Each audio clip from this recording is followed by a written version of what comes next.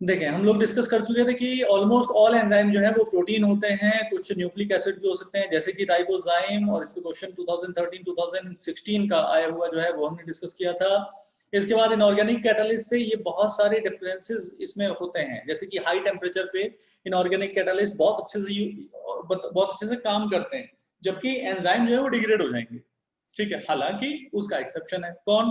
टाग DNA polymerase, यानी कि thermophiles जो होते हैं वहां पर रेजिस्टेंट सेल वॉल की वजह से थर्मस एक्वेटिकस जैसा एग्जांपल हमारे पास है, जिसमें से टाग डीएनए पॉलीमरेज हमने पीसीआर के लिए यूज किया है, थर्मल स्टेबिलिटी वहां होती है। केमिकल रिएक्शंस क्या होती हैं? उनमें दो टाइप के ट्रांसफॉर्मेशन होते हैं, फिजिकल प्रोसेस और केमिकल प्रोसेस के थ्रू।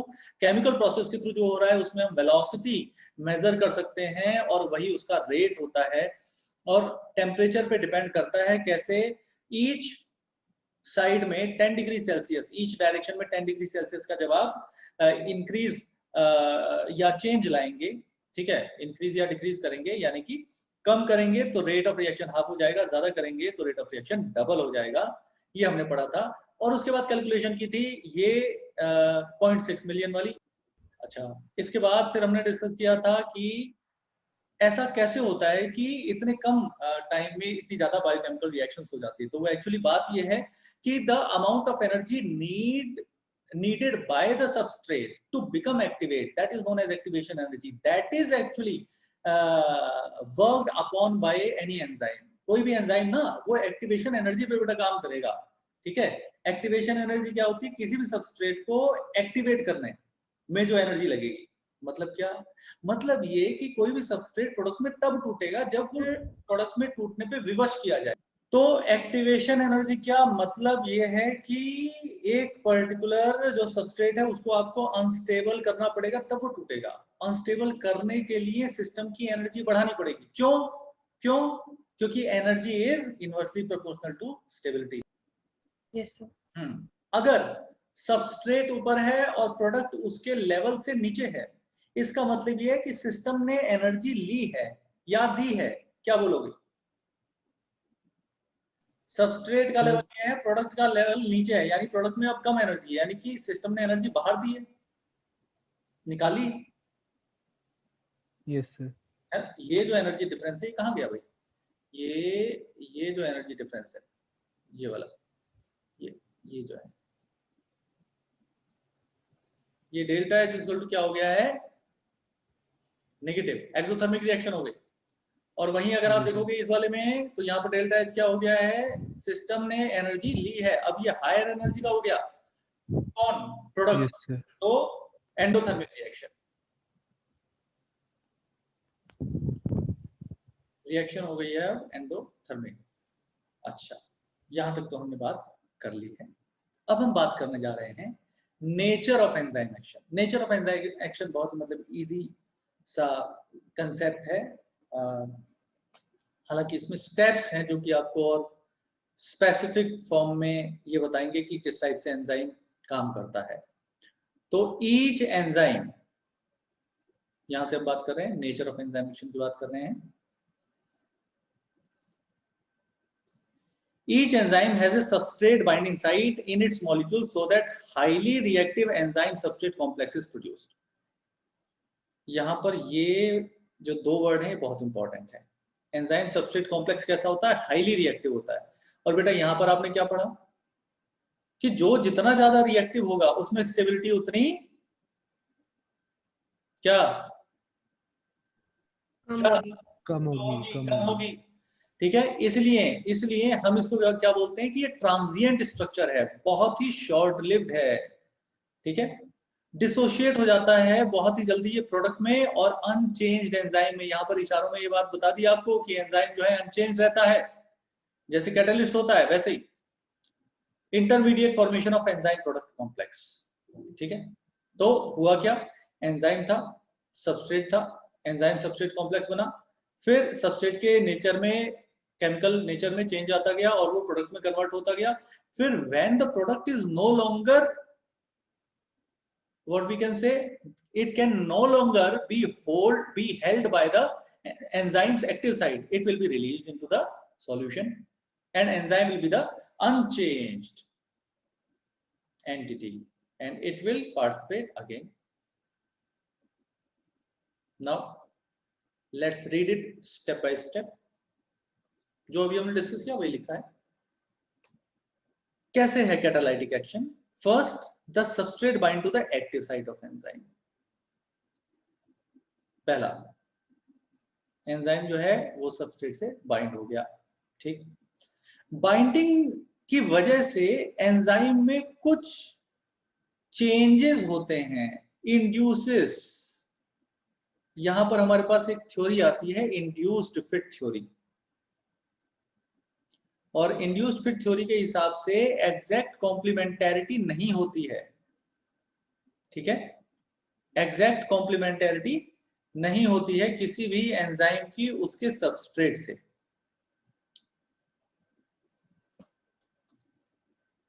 सबस्ट्रेट जब एक्टिव साइट के पास आता है तो वहां पर चेंजेस होने शुरू होते हैं, तो induces the enzyme to alter its shape fitting more tightly around the substrate. ठीक है, अब the active site of enzyme now in close proximity of the substrate breaks. अब केमिकल बॉन्ड पुराने वाले टूटेंगे, नए वाले बनेंगे बेटा.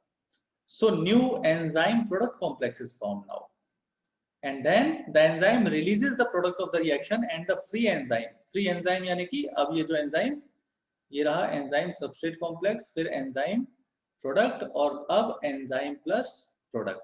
ये जो फ्री एंजाइम है, it is now ready to bind to another molecule of the substrate. ये स्टेप्स क्लियर हो गए? हाँ जी. Factors affecting enzyme activity 9.12.4.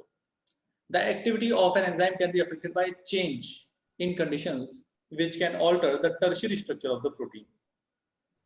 पहली बात, सबसे इंपॉर्टेंट बात, कि वो फैक्टर्स एंजाइम की एक्टिविटी को चेंज कर सकते हैं जो कि टर्शियरी स्ट्रक्चर ऑफ प्रोटीन को ऑल्टर करने की कैपेसिटी रखते हो. कौन कौन से हैं? वो टेम्परेचर है, वो पीएच है, और चेंज इन सबस्ट्रेट कंसंट्रेशन है, या binding of specific chemicals that regulates it's activity. यहां पर इशारा कर दिया इनहिबिटर का, प्रोमोटर्स का, यानी कि जो एंजाइम की एक्टिविटी को एनहांस करते हैं, एनहांसर्स का, और इनहिबिटर्स का, यानी कि जिनके पास जो स्पेसिफिक केमिकल्स इससे बाइंड कर सकते हैं वो, और सबस्ट्रेट की कंसंट्रेशन. ठीक है, वो कैसे टर्शियरी स्ट्रक्चर को चेंज कर सकती है? सबस्ट्रेट ज्यादा रहेंगे तो एक्टिव साइट पे तुरंत बाइंड होता जाएगा. तो एक्टिव साइट क्या है? एक्टिव साइट टर्शियरी स्ट्रक्चर का ही तो एक रिजल्ट है. हाँ जी, है ना?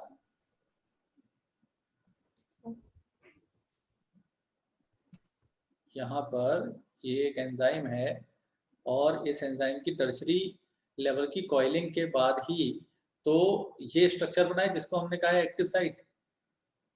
ठीक है, सो सबसे पहले हम बात करते हैं टेम्परेचर और पीएच की. The enzymes generally function in a narrow range यानी कि बहुत एक कम डिफरेंस है टेम्परेचर का जहां पर ये काम करेगा, as well as pH.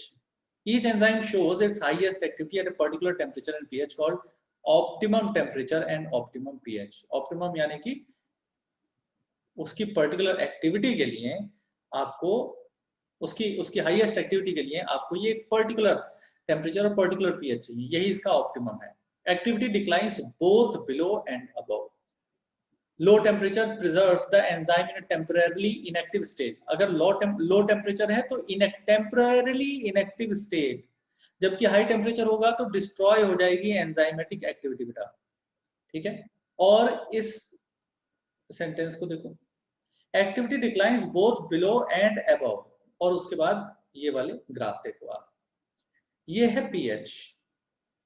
मान लो ये पर्टिकुलर पीएच है जिसपे कि ये पर्टिकुलर वैल्यू है एक्स एक्सिस की, जिसपे वाई एक्सिस की वैल्यू मैक्सिमम है. इसको ऊपर से बंद कर रखा है, बंद अगर ना भी करो तो ये वाई एक्सिस हो गया और ये एक्स एक्सिस हो गया. ठीक है, तो एक्स एक्सिस की वो वैल्यू जिसपे कि वाई एक्सिस की मैक्सिमम वैल्यू है वो क्या है? ये, यानी ऑप्टिमम पीएच ये है. इससे बिलो, यानी कि अगर ये मान लो 7 है तो 7 से अगर हम 6 जा रहे हैं, 5 जा रहे हैं, 4 जा रहे हैं, 3 to 1 जा रहे हैं तो कम हो रहा है, और अगर हम हायर जा रहे हैं, 8 जा रहे हैं, 9 जा रहे हैं, 10 जा रहे हैं तो भी ये कम हो रही है. सो एट बोथ साइड, यानी कि एट फ्रॉम बिलो और अबव द ऑप्टिमम पीएच। ठीक है, ये जो एंजाइम एक्टिविटी है जो वाई एक्सिस पे है, द एंजाइम एक्टिविटी, ये डिक्लाइन होती है। ऐसे ही टेम्परेचर है, टेम्परेचर ये मान लो कितना है 37 डिग्री सेल्सियस है, 37 से कम करोगे तो भी डाउन जाएगा, 37 से ज्यादा करोगे तो भी डाउन जाएगा। Is this clear? Yes sir. तो बेल शेप करवाता है, बेल शेप करवाता है, ये ध्यान रखिए। फिर यहाँ पर एक क्वेश्चन का पॉइंट है कि भाई ऐसा क्यों होता है कि लो टेम्परेचर अगर है तो वहां पर टेम्परेरीली इनएक्टिव हो जाते हैं एंजाइम, जबकि हाई टेम्परेचर पे गए काम से। ऐसा क्यों? क्योंकि प्रोटीन की जो फोल्डिंग है टर्शरी लेवल की वो खुल जाती है, और इसी प्रोसेस को कहते हैं denaturation. Denaturation protein, denatured protein. अगर डीनेचर हो गया प्रोटीन तो डीनेचर होने का मतलब कि it has lost its tertiary level structure, और tertiary level structure is actually responsible for the activity of the enzyme, and that is the reason why at higher temperature the activity of an enzyme got destroyed. Okay, यहाँ पर एक और चीज आती है कि क्या होगा अगर आपने एंजाइम का जो रिक्वायर्ड टेम्परेचर है उस टेम्परेचर से कम कर दिया और वापस ले आए, तो एंजाइम एक्चुअली रीगेन कर जाएगा अपनी एक्टिविटी को। लेकिन अगर आपने टेम्परेचर बढ़ा दिया और एंजाइम यानी कि टर्शरी लेवल ऑफ प्रोटीन जो है वो डिग्रेड हो गया और आप वापस से ले आए 37, तो ये जो एंजाइम है ये अपनी एक्टिविटी को रीगेन नहीं कर पाता। ठीक है, क्योंकि एक बार जब इसके बॉन्ड खुल जाते हैं तो कम टेम्परेचर यानी कि आप ऑप्टिमम पे जब वापस ले आओगे तो बॉन्ड बनते नहीं है। ठीक है, क्योंकि ये जब टर्शियरी स्ट्रक्चर बना था इसका, तो टर्शियरी स्ट्रक्चर बनने का जो रीजन है वो टेम्परेचर का बढ़ना घटना नहीं था, वो स्पेशल टाइप के प्रोटीन्स थे, स्पेशल प्रोटीन्स थे जिन्होंने फोल्डिंग में हेल्प की थी बेटा। तो प्रोटीन्स थे जिनकी वजह से टर्शियरी लेवल का प्रोटीन बना। अगर आप टेम्परेचर हाई करके वापस ले आओगे तो वो बॉन्ड बन नहीं जाएंगे। हाँ, समझ में आ गई बात ये? How the concentration of substrate is going to affect the activity of an enzyme. See, with the increase in substrate concentration, जैसे जैसे हम increase करेंगे, the velocity of an enzymatic reaction rises at first, यानी शुरू में तो increase होती है। The reaction ultimately reaches a maximum velocity.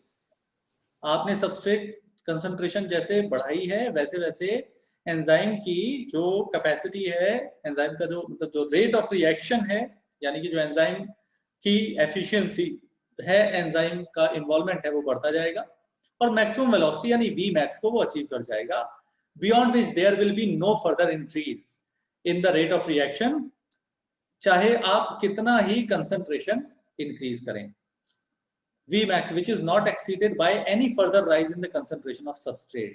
So we can say at V max the substrate concentration, further increase in substrate concentration become irrelevant. ऐसा कह सकते हैं? ठीक है, this is because enzyme molecules are fewer than the substrate molecules. शुरू में क्या हुआ, एंजाइम्स थे 1000, सबस्ट्रेट थे ही नहीं वहां पर, सबस्ट्रेट 10 थे।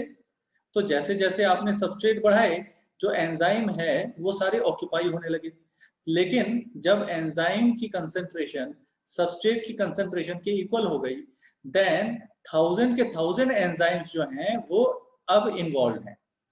ठीक है, अब अगर आप यहाँ पर 1,00,000 सबस्ट्रेट मॉलिक्यूल भी डाल दोगे तो भी जो वी मैक्स अचीव हो गया है वो नहीं चेंज होने वाला। ठीक है, क्योंकि वेलोसिटी ऑफ रिएक्शन किस पे डिपेंड कर रहा है, अवेलेबिलिटी ऑफ एंजाइम पे बेटा। ठीक है, ओके, फिक्स क्या है, एंजाइम के मॉलिक्यूल, सबस्ट्रेट के मॉलिक्यूल फिक्स नहीं, उनको आपने इंक्रीज कर दिया तो रेट ऑफ रिएक्शन बढ़ गया, लेकिन अब एंजाइम के जो मॉलिक्यूल्स हैं वो फिक्स हैं, तो सबस्ट्रेट कितना ही बढ़ाओगे अब रेट ऑफ रिएक्शन चेंज होने वाला नहीं है। Okay, so concentration of substrate की बात हमने कर ली कि कंसंट्रेशन ऑफ सबस्ट्रेट तभी तक मायने रखती है जब तक उस सबस्ट्रेट को यूज करने वाले मॉलिक्यूल्स यानी कि एंजाइम प्रेजेंट हैं। जैसे ये यहां देखिए, ये राइज हो रहा है, ठीक है, आप ये देखो, इसका लेवल राइज हो रहा है और राइज हो रहा है और राइज हो रहा है। वाई एक्सिस की वैल्यू देखो, बढ़ रही है, ठीक है, लेकिन एक पर्टिकुलर टाइम पर जाकर there is no further increase. आप चाहे सबस्ट्रेट कंसंट्रेशन एक्स एक्सिस पे वैल्यू कितनी बढ़ा लो, एक्स एक्सिस पे यहाँ पर मान लो अगर यहाँ पर फॉर एग्जांपल जस्ट 8 है, यहाँ पर 9 है, यहाँ पर 10 है, तो यहाँ पर अगर आप एक लाइन ड्रॉ करोगे, इधर एक लाइन ड्रॉ करोगे, इधर एक लाइन ड्रॉ करोगे, तो यहाँ पर मान लो आप कि 50,000 मॉलिक्यूल्स जो हैं पर सेकेंड यहाँ पर बन रहे हैं, तो वो 8 मोलर कंसंट्रेशन पे, 9 मोलर कंसंट्रेशन पे और 10 मोलर कंसंट्रेशन पे वो उतने ही है, ठीक है। अब वो बढ़ नहीं रहे हैं, यानी Vmax अचीव हो गया, अब उसके बाद भी तो चेंज नहीं होने वाला। क्यों? क्योंकि यहां पर जितने भी एंजाइम्स थे सभी ऑक्यूपाइड हो गए बेटा।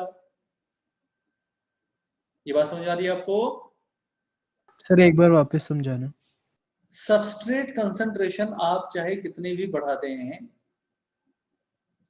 8 molar, 9 molar, 10 molar substrate concentration है, लेकिन यहां पर जब सारे के सारे एंजाइम एक्चुअली बिजी हैं, ठीक है, they are not free, they are occupied, तो 50,000 मॉलिक्यूल पर सेकेंड की ये जो वेलोसिटी है का ये जो रेट है ये एज इट इज ही रहने वाला है। Substrate concentration become irrelevant at this point, at beyond this certain point it is actually irrelevant because all the enzymes are actually busy. Okay, now okay sir. one thing more, this is Vmax by 2, this is Vmax by 2. If this is Vmax, it is obvious that half of it will be the Vmax by 2, and theoretically it is what it is, 25,000 per second rate of reaction. Okay, technical matlab analytically it is what 25,000 per second. Okay, now let's talk about the Km, because जब हम enzyme inhibition पढ़ते हैं तो उसमें Km का बहुत important role आता है। Km क्या है? Km एक कांस्टेंट है, ठीक है। माइकलिस मेंटन इक्वेशन होती है जो कि सबस्ट्रेट से किस रेट के थ्रू, किस रेट से प्रोडक्ट बन रहा है उसको डिराइव करने में हेल्प होती है। तो वो जो फैक्टर्स हैं उसमें अल्टीमेटली ये जो कांस्टेंट आता है उसको हम कहते हैं माइकलिस मेंटन कांस्टेंट, Km बोल दिया इसको हमने। अब ये Km रिप्रेजेंट क्या करता है? मैं ध्यान रखो मैं क्या वर्ड यूज कर रहा हूं, Km रिप्रेजेंट क्या करता है, ये किसके इक्वल है ये मैंने नहीं कहा। क्यों? क्योंकि ये है कांस्टेंट बेटा, जबकि ये क्या है? Substrate concentration. सबस्ट्रेट कंसंट्रेशन की वैल्यू Km की वैल्यू के इक्वल नहीं होती। Km रिप्रेजेंट करता है सबस्ट्रेट कंसंट्रेशन को, ठीक है। सबस्ट्रेट कंसंट्रेशन कुछ और होगा, Km कुछ और होगा। मान लो Km है 5, सबस्ट्रेट कंसंट्रेशन है 800, ठीक है।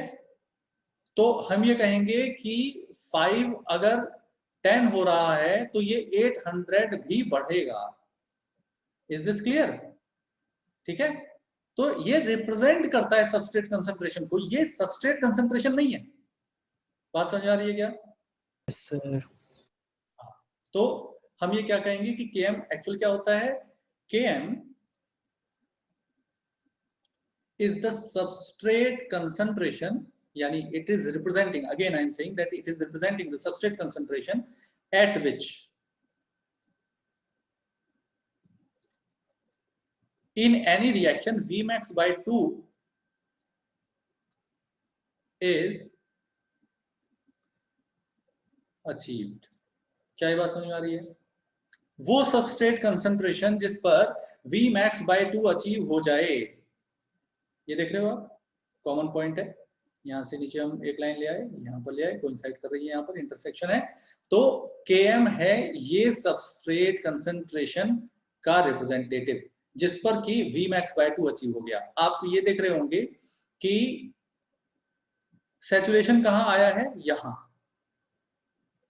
ठीक है। और यहां से लेकर यहां तक अगर टोटल S मान लेते हैं तो S/2 कहां हुआ बेटा? यहां हुआ। यस, इधर हुआ। ओके, लेकिन ऐसा नहीं है कि जहां पर S/2 है वहां पर भी Max/2 हो। ये बात समझ आ रही है? यानी कि जब एक क्लास खाली है, रूम एक खाली है और उसमें स्टूडेंट अब जल्दी जल्दी आने लगे, ठीक है, तो सीट्स के फिलअप होने का जो रेट है वो स्टार्टिंग में ज्यादा होगा ना। इमेजिन कर पा रहे हैं क्या? जो सीट्स के फिलअप होने का जो रेट होगा वो स्टार्टिंग में ज्यादा होगा। जैसे जैसे सीट्स अब कम खाली हैं वैसे वैसे स्टूडेंट धीरे धीरे बैठेंगे। उन्हें देखना पड़ेगा, स्टार्टिंग में जो स्टूडेंट आए उनके पास तो पूरी क्लास खाली है, ठीक है, तो उनके सीट को ऑक्यूपाई करने का जो रेट है वो बहुत ज्यादा होगा, ठीक है। इसलिए कोई भी इसी तरीके से जो एंजाइम्स हैं बहुत सारे अवेलेबल हैं, आपने एकदम से सबस्ट्रेट बढ़ाया, ठीक है, तो उनके प्रोडक्ट में कन्वर्ट होने का जो रेट है वो कहीं ज्यादा होगा और वो धीरे धीरे कम होता जाएगा। तो जो टोटल मैक्सिमम वेलोसिटी है वो एक्चुअली बहुत बाद में अचीव होती है, लेकिन उस वेलोसिटी का हाफ बहुत जल्दी ही अचीव हो चुका होता है। This is the reason why S dash is not coinciding with the Vmax/2. S dash का भी हाफ लगभग km है। आप देख रहे हो? क्या ये बात समझ आ रही है? Yes. वही चीज यहां पर बोलिए कि there are no free enzyme molecule to bind the additional substrate molecules. यहां पर 1000 एंजाइम्स थे और 1000 ही आपने अगर सबस्ट्रेट दे दिए, जस्ट एक एग्जांपल के लिए बता रहा हूं, तो अगर आप इस 1000 से 10 या 100 या 1000 या 10,000 भी अगर आप एडिशनल दे देते हो तो उसका एंजाइम के लिए कोई महत्व नहीं है, क्योंकि एंजाइम तो एक बार में 1000 सबस्ट्रेट से ही बाइंड करेगा फॉर एग्जांपल, ठीक है। तो आप इसके बियॉन्ड कितने भी दे रहे हो उससे जो रेट ऑफ रिएक्शन है वो फर्दर इंक्रीज होने वाला नहीं है। अब हम बात कर लेते हैं, ये कंसेप्ट हमारा कंप्लीट हो गया, ठीक है, डन। अब हम बात कर लेते हैं activity of an enzyme which is actually affected, can be affected by inhibitor। तो इनहिबिटर क्या होता है, इनहिबिशन प्रोसेस क्या होती है, कॉम्पिटिटिव इनहिबिशन क्या होता है, वो हम देख लेते हैं। The activity of an enzyme is also sensitive, यानी कि ये अफेक्ट किया जा सकता है किससे, to the presence of a specific chemical that bind to the enzyme। ये देखो क्या लिखा है, the presence of a specific chemical। इन्होंने सबस्ट्रेट नहीं लिखा, यानी कि सबस्ट्रेट की बात नहीं कर रहे, सबस्ट्रेट की बात कर चुके, ठीक है। बाइंड, जो बाइंडिंग कैपेसिटी है एंजाइम से अदर देन सबस्ट्रेट किसी मॉलिक्यूल की, ठीक है, वो मॉलिक्यूल भी अफेक्ट कर सकता है रेट ऑफ रिएक्शन को या एक्टिविटी ऑफ एंजाइम को, बात एक है।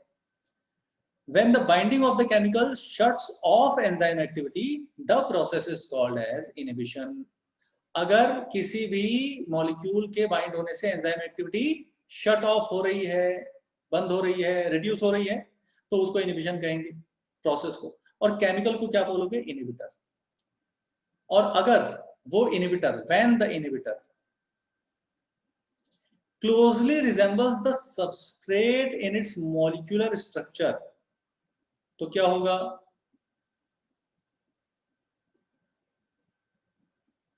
ये है इनहिबिटर, ये है सबस्ट्रेट और ये है enzyme.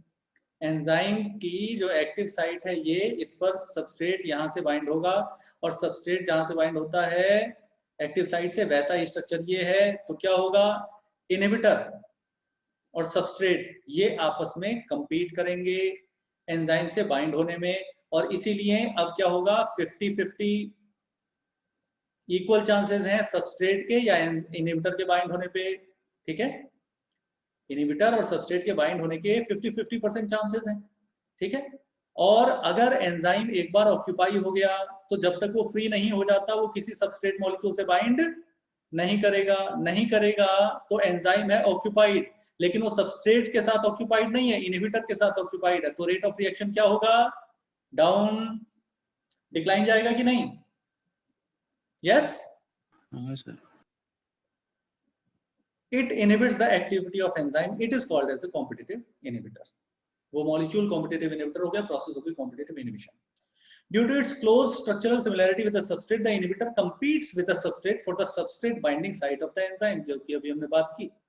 Consequently, the substrate cannot bind and as a result, the enzyme action declines, जैसे कि हमने यहाँ पर कहा। Inhibition, अब एग्जाम्पल है, inhibition of succinic dehydrogenase by malonate, which closely resembles the substrate succinate in structure. Such competitive inhibitors are often used in control of bacterial pathogens.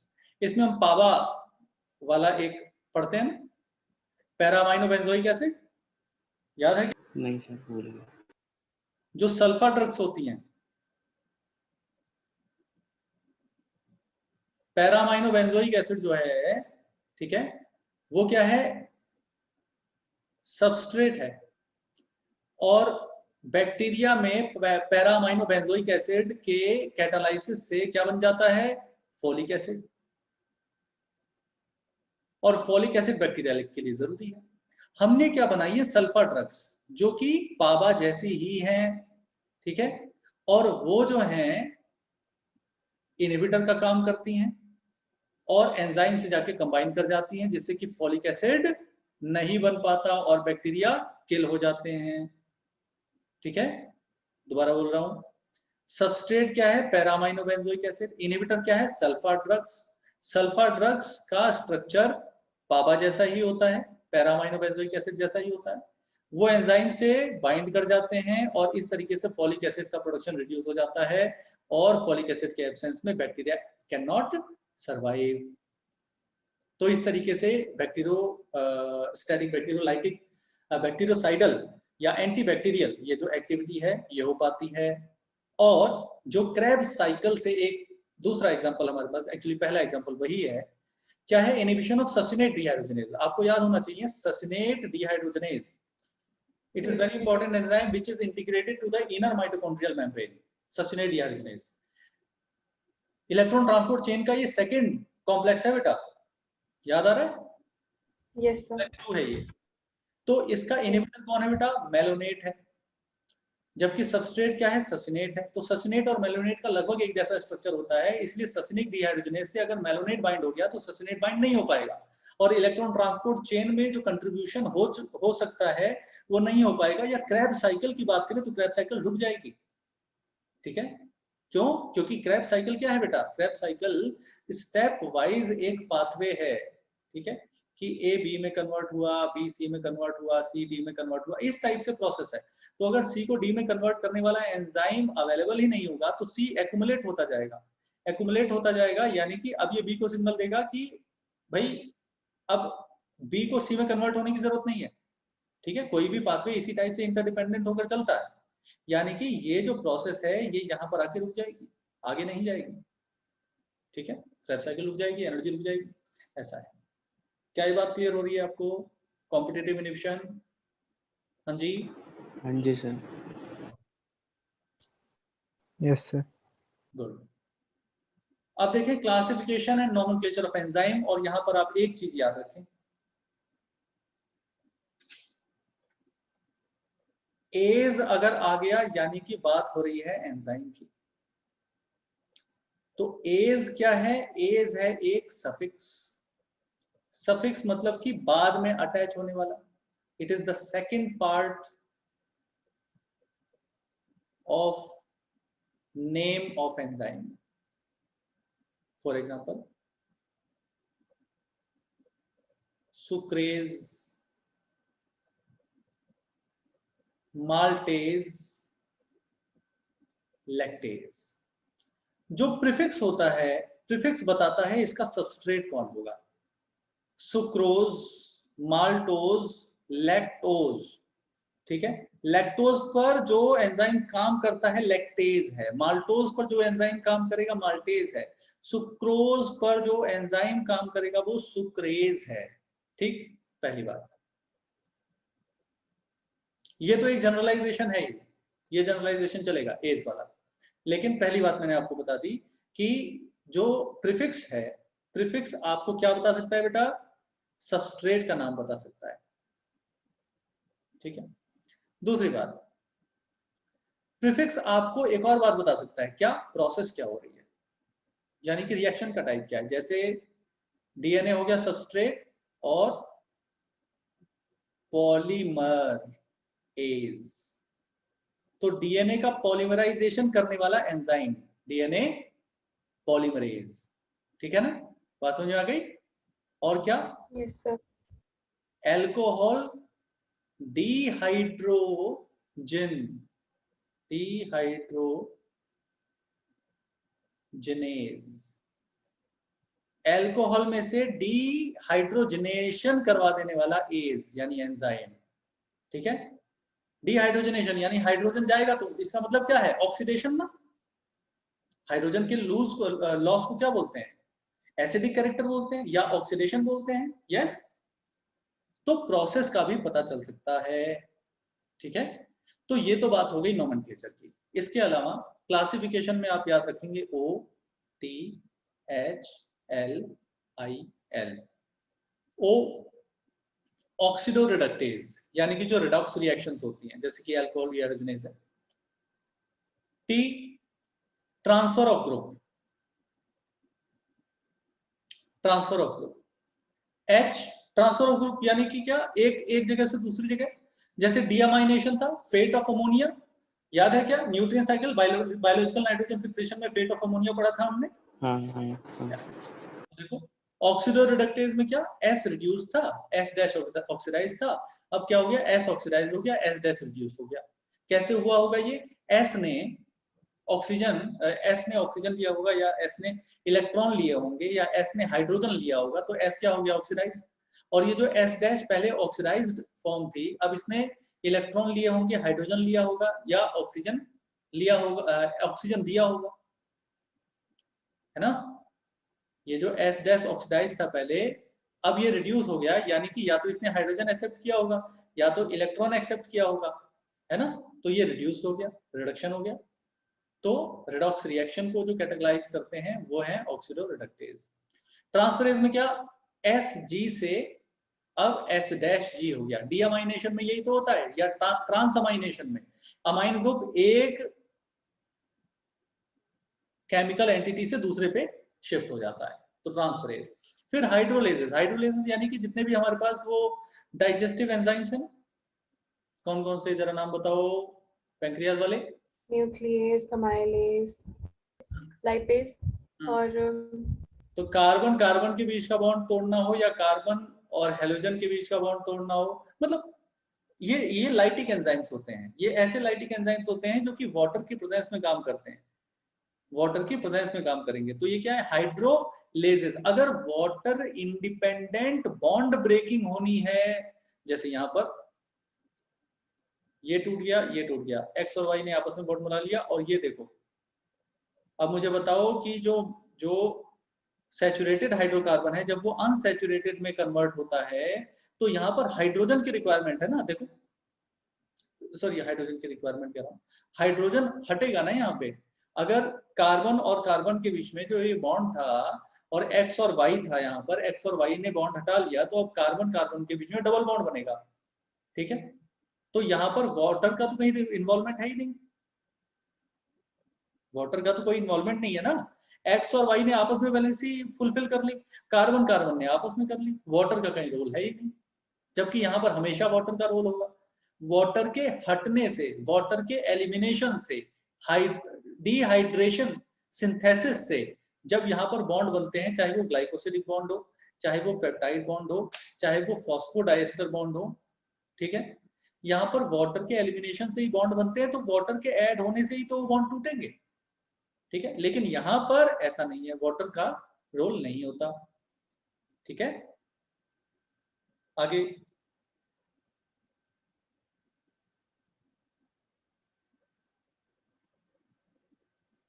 आइसोमरेजेस, आइसोमरेजेस यानी isomerisation, जैसे ग्लूकोज का फ्रक्टोज में, DHA पे PGAL, मुझे बताओ कौन सा पाथवे, ग्लाइकोलाइसिस, ग्लाइकोलाइसिस, फॉस्फोग्लिसरॉल्डिहाइड और dihydroxy acetone phosphate, dihydroxy acetone phosphate, ठीक है ना। तो आइसोमराइजेशन। अब ये अलग अलग टाइप के हो सकते हैं, चाहे वो ऑप्टिकल आइसोमर हो, चाहे ज्योमेट्रिकल हो, चाहे पोजिशनल आइसोमर हो, किसी भी टाइप के आइसोमर्स हैं, बायोमोलिक्यूल हैं, वो एक दूसरे में कन्वर्ट हो सकते हैं। OTH LIL, OTH L4 लाइजेस, I4 आइसोमरेजेस, L4 जो बाद वाला है वो जोड़ने का काम करता है। कौन जोड़ेगा? लाइगेज, जैसे DNA लाइगेज। किसको जोड़ेगा? किसी को भी किसी से, जैसे कि P और O के बीच में, CN के बीच में, CO और CS के बीच में, ठीक है, DNA ligase example. Is this clear? हाँ जी, classification and nomenclature, OTH LIL याद रखेंगे, और ये एज वाला याद रखेंगे आप। एज में जो प्रीफिक्स है, प्रीफिक्स से आपको सबस्ट्रेट पता चल सकता है, या प्रीफिक्स से आपको पूरी प्रोसेस भी पता चल सकती है सबस्ट्रेट के अलावा। सबस्ट्रेट तो है ही, यहाँ पे अल्कोहल है, यहाँ पर DNA है, ठीक है, लेकिन पॉलीमराइजेशन हो रहा है यहाँ पे, और यहाँ पे डीहाइड्रोजनेशन हो रहा है, ये पता चल जाएगा। क्या ये बात समझ में आ गई? ठीक है, हमने क्या क्या डिस्कस किया है आज? हमने कहा है नेचर ऑफ एंजाइम एक्शन कैसा होता है। एंजाइम सबस्ट्रेट से कंबाइन करेगा, सबस्ट्रेट धीरे धीरे उसमें फिट होगा, एंजाइम सबस्ट्रेट कॉम्प्लेक्स बनेगा, हाईली एनर्जेटिक होता है, वेरी लेस स्टेबल होता है, शॉर्ट लिव्ड होता है, एंजाइम प्रोडक्ट बन जाएगा कॉम्प्लेक्स। कैसे? सबस्ट्रेट के पुराने बॉन्ड टूटेंगे, नए बॉन्ड बनेंगे, और when the product is no longer fit into the active site, it will be released into the solution and the unchanged enzyme will be again used. Factor affecting enzyme activity हमने पढ़ा बेटा, temperature और pH. Particular एक common graph follow करते हैं, common curve show करते हैं, वो है बेल शेप। इनसे कौन अलग है? सबस्ट्रेट कंसंट्रेशन वाला ग्राफ जो है, कर्व जो है, वो अलग है, ठीक है। इनका कैसा आता है? बेल शेप, इनको बोलेंगे बेल शेप। इसको क्या बोलेंगे? हाइपरबोला, हाइपरबोलिक कर्व, ठीक है। ये कैसा है? Bell shape, bell shape. Km के बारे में पढ़ लिया। Substrate concentration at which Vmax/2 can be achieved in any reaction is represented by Km। Substrate की कंसंट्रेशन से कैसे होता है वो देख लिया। इनहिबिशन, इनहिबिटर, कॉम्पिटिटिव इनहिबिटर क्या होता है, और दो इसके हमने एग्जांपल किए हैं। दूसरे एग्जांपल को थोड़ा सा इलेबोरेट किया है।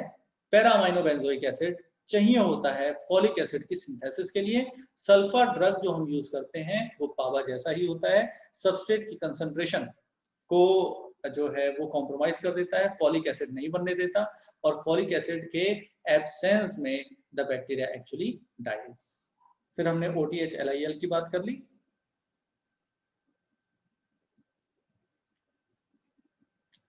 And now we are going to discuss about the cofactors। अब यहाँ पे एक तो मैं आपके लिए बना रहा हूं चार्ट, और उसके बाद फिर हम इसको पढ़ेंगे। कोफैक्टर्स जो हैं वो ऑर्गेनिक या इनऑर्गेनिक कंपाउंड्स हैं जो किसी भी इनएक्टिव एंजाइम को एक्टिव बनाते हैं। These are what? These are organic और इनऑर्गेनिक कंपाउंड्स, और इनऑर्गेनिक केमिकल स्पीशीज अगर कहें तो ज्यादा अच्छा रहेगा। Chemical species that activates enzymes, और कोफैक्टर्स आर रिक्वायर्ड बाय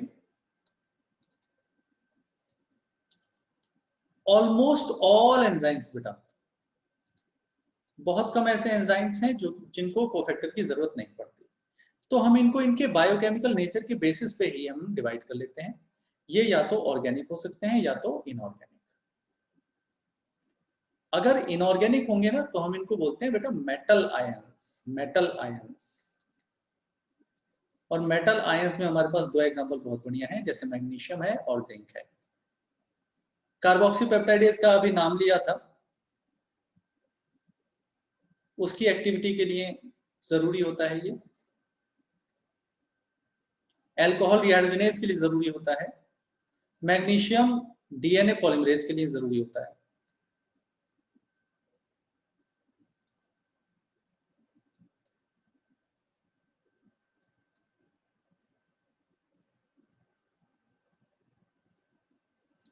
और ऑर्गेनिक अगर है कोफैक्टर बेटा, तो based on their binding capacity हम देख लेते हैं कि अगर वो टाइटली बाउंड है एंजाइम से उनकी जो बाइंडिंग है एंजाइम को एक्टिवेट करने के लिए बेटा, वो अगर टाइट है, ठीक है, तो इसको हम कहेंगे प्रोस्थेटिक ग्रुप।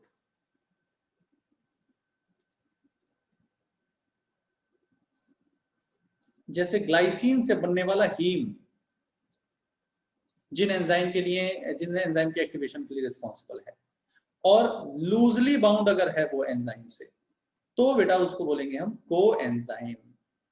और बहुत सारे कोएंजाइम जो हैं हमारे पास यहाँ पर एग्जांपल के लिए हैं, और उन सभी का जो बेसिस है वो क्या है, विटामिन्स हैं। ये क्वेश्चन का भी पॉइंट है, विटामिन्स हैं, जैसे कि FMN है, FAD है, NAD है, ठीक है, फ्लेविन मोनोन्यूक्लियोटाइड और फ्लेविन एडेनिन डाइन्यूक्लियोटाइड और निकोटिनामाइड एडेनिन डाइन्यूक्लियोटाइड, ये सब जो हैं वो नियासिन एसिड है ना, नियासिनिक एसिड, या निकोटिनामाइड है ना, निकोटिनामाइड जो है विटामिन B3,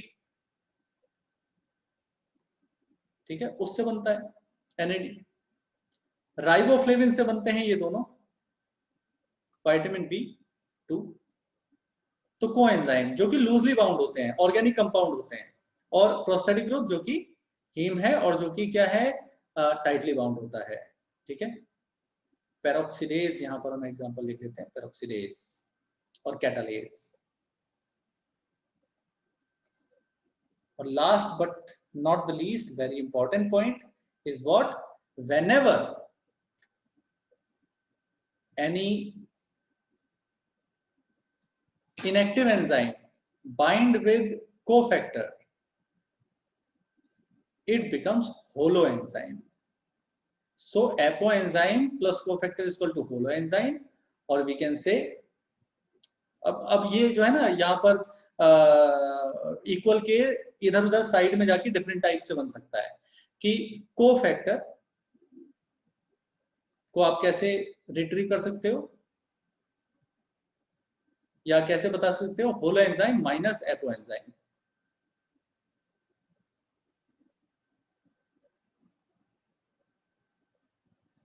है ना।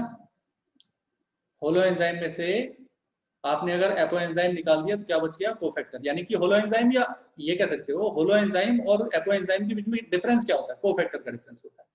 अगर इनएक्टिव या एपो एंजाइम के पास कोफैक्टर आ गया तो क्या बन जाएगा, फुली फंक्शनल एंजाइम यानी होलो एंजाइम बन जाएगा, ठीक है।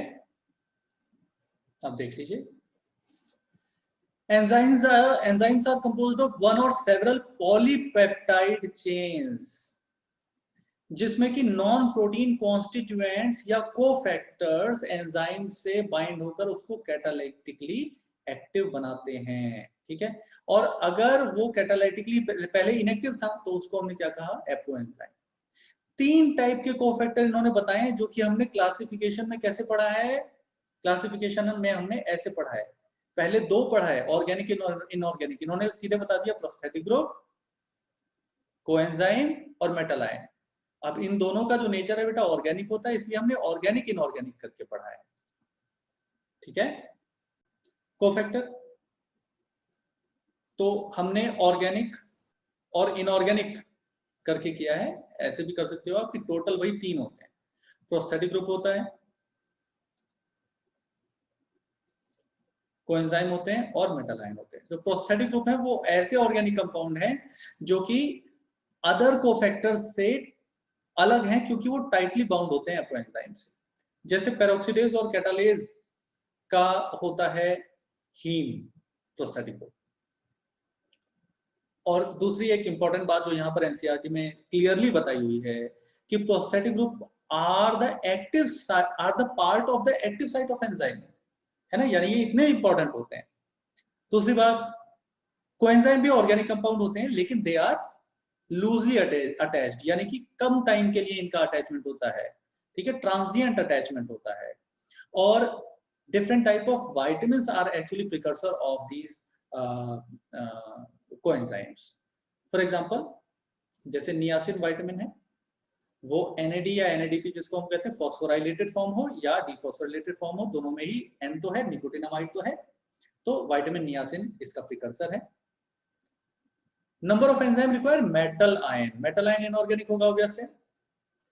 और ये इंपॉर्टेंट बात एनसीईआरटी में लिखी हुई है कि कोऑर्डिनेशन बॉन्ड्स बनाते हैं ये एक्टिव साइट की साइड चेन्स के साथ। साइड चेन्स कौन सी होती हैं बेटा? किसी भी अमीनो एसिड में साइड चेन कौन सी होती है? आर वाली। बिल्कुल बिल्कुल बिल्कुल, ये है साइड चेन। इसके साथ क्या बनाते हैं? ये coordination bonds. And at the same time form one और more coordination bond with the substrate. Substrate कौन? जिसको कन्वर्ट करना है। तो मेटल आयन एक तरफ तो बाइंड हो जाते हैं एक्टिव साइट से, दूसरी तरफ से बाइंड हो जाते हैं ये सबस्ट्रेट से, ठीक है। और उसके बाद फिर यहाँ पर कैटालाइसिस शुरू होती है। तो जैसे कार्बोक्सी पेप्टाइडेज का जिंक है, और ये कई बार क्वेश्चन आया हुआ है, ध्यान रखेंगे। लेकिन ये भी ध्यान रखिए कि catalytic activity is lost when the cofactor is removed from the enzyme, जिससे ये पता चलता है कि ऐसा नहीं है कि मतलब हम कैसे इस कंक्लूजन पे पहुंचे भाई कि कोफैक्टर जरूरी होता है, हम कैसे पहुंचे? बिल्कुल वैसे ही जैसे कि हमने ब्रेन के डिफरेंट पार्ट्स का फंक्शन पढ़ा है। कैसे पढ़ा है? किसी एक पार्ट को नॉन फंक्शनल कर दिया गया, इंजर्ड कर दिया गया, सर्जिकली रिमूव कर दिया गया। ह्यूमन बीइंग का नहीं, मतलब अदर मैमल्स का, जैसे माइस है उसका, ठीक है। तो वो करके हमें फिर पता चला उसके बिहेवियर में ये चेंज आ रहा है, ये चीज मिसिंग है, ठीक है। ये अब चीजों को सुन नहीं पा रहा है, या समझ नहीं पा रहा है, या देख नहीं पा रहा है। ऑक्सीपिटल लोब रिमूव किया, विजुअल कॉर्टेक्स उसका, या एसोसिएशन कॉर्टेक्स, इस टाइप से करके। वैसे यहाँ पर मॉलिक्यूलर लेवल पे कि उस कोफैक्टर को हटा के देखा कि अब एंजाइम काम कर रहा है क्या, नहीं कर रहा। इसका मतलब कोफैक्टर इतना ज्यादा नेसेसरी है कि the catalytic activity is lost when the cofactor is removed from the enzyme, which testifies, उसका evidence आ गया कि that they play a crucial role in the catalytic activity of the enzyme। हाँ जी बेटा, ये बात क्लियर हुई क्या? अब बिल्कुल स्टार्टिंग से हम इस चैप्टर को देख लेते हैं।